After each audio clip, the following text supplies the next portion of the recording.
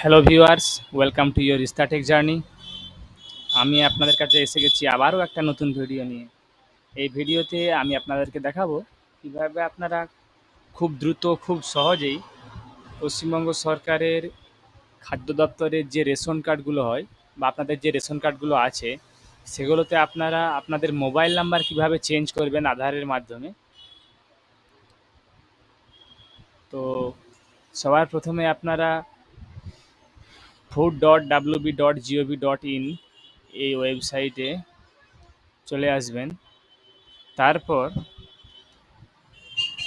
দেখুন আপনার এখানে self service for ration card যে অপশানটা আছে, এটা এখানে পেয়ে যাবেন।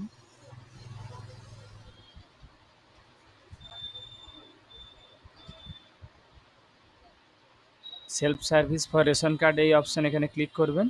ক্লিক করার পর আপনারা এখানে দেখুন লিঙ্ক বা ডিলিঙ্ক মোবাইল, ওখানে ক্লিক করবেন।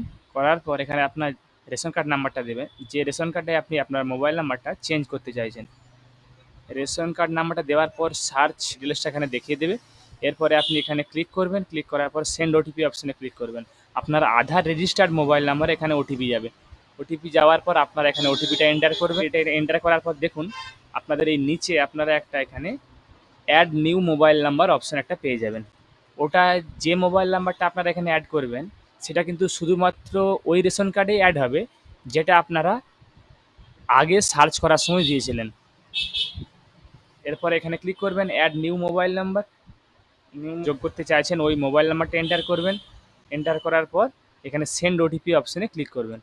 ক্লিক করার পর ওই মোবাইল নাম্বারে একটা 4 ডিজিটের ওটিপি যাবে।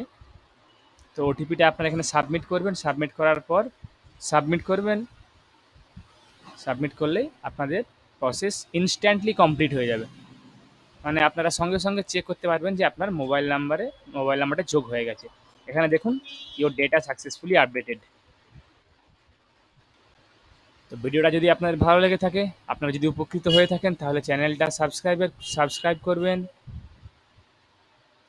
ভিডিওটা শেয়ার করুন। আমি আপনাদের কাছে আবারও একটা নতুন টপিক নিয়ে আসব। ধন্যবাদ।